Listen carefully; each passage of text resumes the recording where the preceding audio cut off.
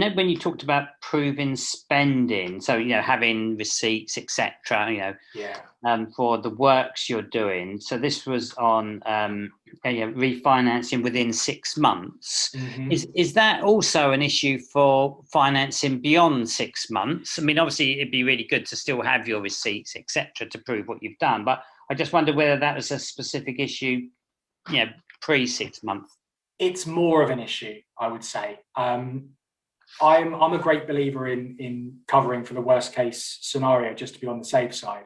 I think if you are buying a property to add value to and you want to refinance, whether it's pre or post 6 months, be organised, have everything. Chances are you lenders won't ask for it as detailed as they would do if it was pre 6 months, but you never want to put yourself in a position where you're limiting your lending options.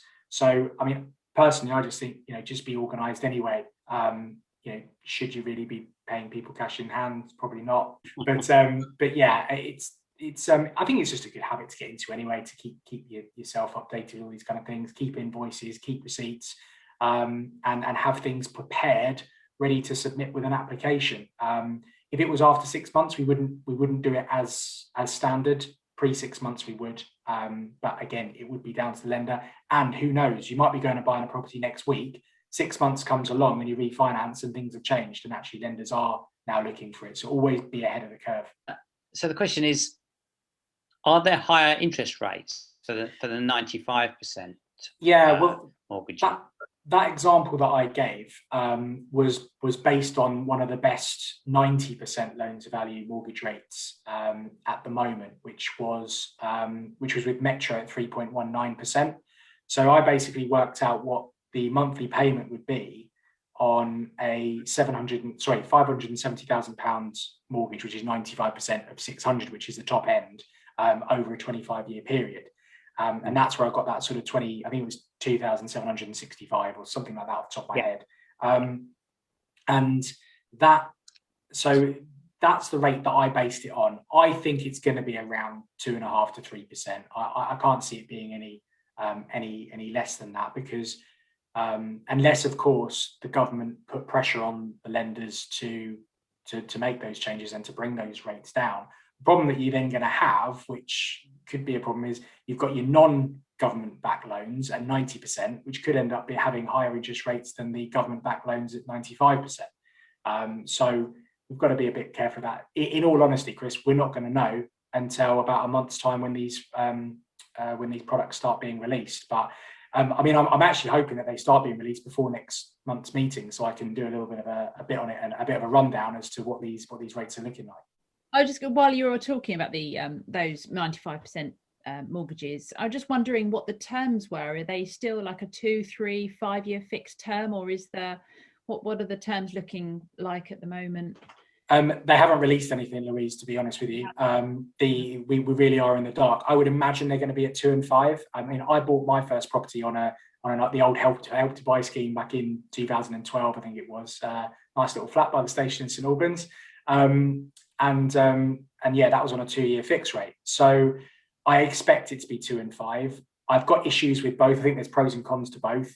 If you go in on a 5, then you're stuck on a potentially high interest rate for longer than you need to, when actually you could try and pay that loan down over a 2-year period and then refinance onto an 85% or something like that loan. And even if the market does drop a little bit, you kind of put your future in your own hands.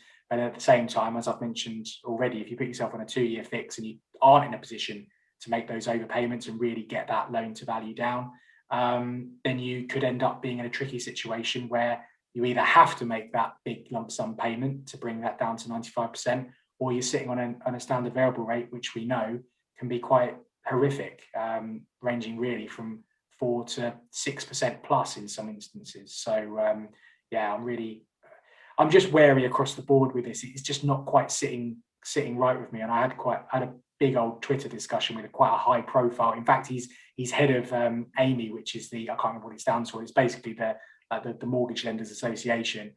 A right good to and fro with him the last couple of days. And I think I actually got him around to my way of thinking, which was nice. But yeah, I seem to be in the minority with this concern.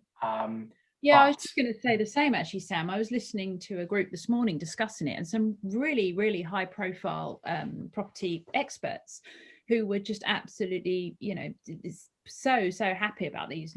It's the best thing for the market, these 95% mortgages. But you've just hit the nail on the head tonight of the, I was thinking the same, that this is a very risky strategy in an economy at the moment. We don't know which way it's going to go. I bought that flat in St Albans at a really good part of the market. It was really low back in December 2012, and I did amazingly well out of it. I bought it for 195 and sold it 2 and a bit years later at 275. So it worked really, really well for me. But these are massively different times. I bought and sold. I mean, to be quite honest, the person that bought that property from me was an absolute idiot. I don't know why he bought it for such a high amount, but he did, and I did well out of it. But that's a real isolated incident, and I really hope I'm proved wrong. I really do, because I don't wish ill on anyone. But I just have a few concerns. That's all.